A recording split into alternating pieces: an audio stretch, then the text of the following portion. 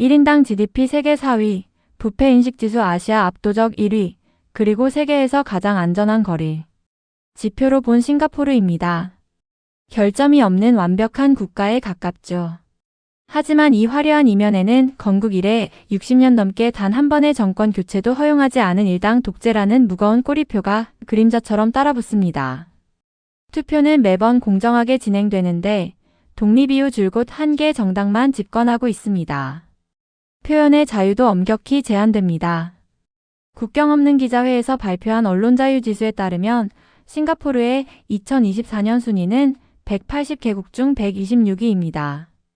에티오피아나 짐바브웨와 비슷한 수준으로 평가받고 있죠. 하지만 국민의 정부 신뢰도는 세계 최고 수준이죠. 대체 싱가포르는 민주주의 국가일까요? 아니면 잘 정돈된 독재 국가일까요? 아카이브 세계의 섬에서 싱가포르 정치의 진짜 얼굴을 파헤쳐 봅니다. 싱가포르 정치를 이해하려면 인민행동당, 줄여서 PAP를 알아야 합니다. 1965년 독립 이후 PAP는 단 한 번도 빠지지 않고 정권을 차지했죠. 창업주 격인 리콴유 전 총리는 아주 독특한 철학을 가졌습니다. 민주주의보다 중요한 건 효율적인 통치와 국가의 생존이다라는 것이었죠. 실제로 그는 강력한 엘리트주의를 도입했습니다. 가장 똑똑한 인재들을 당에 영입해 국가를 마치 하나의 거대한 기업처럼 경영했습니다. 결과는 대성공이었습니다. 자원 하나 없는 척박한 섬나라를 단 50년 만에 글로벌 금융 허브로 만든 거죠. 국민들은 배고픈 민주주의보다 배부른 통치가 낫다며 PAP에 압도적인 표를 몰아줬습니다. 이것이 바로 싱가포르 일당 우위 체제가 유지되는 핵심 동력입니다. 하지만 외부의 시선은 차갑습니다. 왜 그럴까요? 게임의 법칙이 여당에 너무 유리하기 때문입니다. 첫째는 집단선거구제입니다. 여러 명의 후보가 한 팀으로 출마하는 제도인데 여당은 인지도 높은 거물급 정치인을 팀에 끼워 넣어 야당 후보들의 진입을 사실상 차단합니다. 야당 입장에서는 실력 있는 후보를 여러 명 동시에 구하기가 하늘의 별 따기죠. 둘째는 강력한 명예훼손 소송입니다. 야당 정치인이나 언론이 정부를 비판하면 어마어마한 액수의 배상금 소송에 휘말립니다.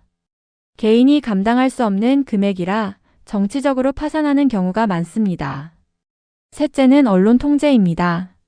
싱가포르의 주요 언론사들은 정부의 영향력 아래에 있고 비판적인 기사보다는 정부의 정책 홍보가 주를 이룹니다. 이 때문에 국제사회는 싱가포르를 결함 있는 민주주의라고 부르는데 주저함이 없습니다. 보통 이런 시기면 국민들이 거리로 쏟아져 나와야 할 텐데 싱가포르는 아주 조용합니다. 그 비결은 성과 중심의 정당성에 있습니다. 싱가포르 국민 10명 중 8명은 정부가 지어준 저렴하고 질 좋은 아파트 HDB에 삽니다. 실업률은 거의 제로에 가깝고 공무원은 부패하지 않습니다. 국민들은 정부가 내 삶을 확실하게 책임져 준다는 강력한 믿음을 가지고 있습니다. 리콴유는 이를 아시아적 가치라고 불렀습니다. 서구식 개인주의보다 공동체의 번영과 질서가 더 우선이라는 논리죠.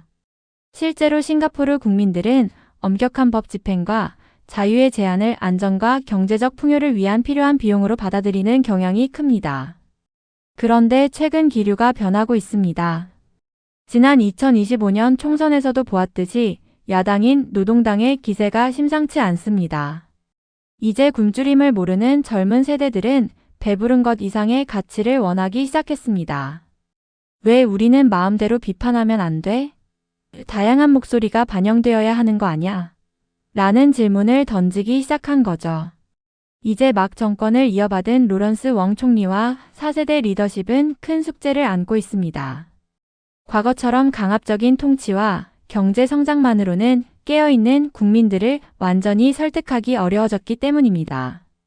싱가포르는 여전히 이 아슬아슬한 경계선 위를 걷고 있습니다.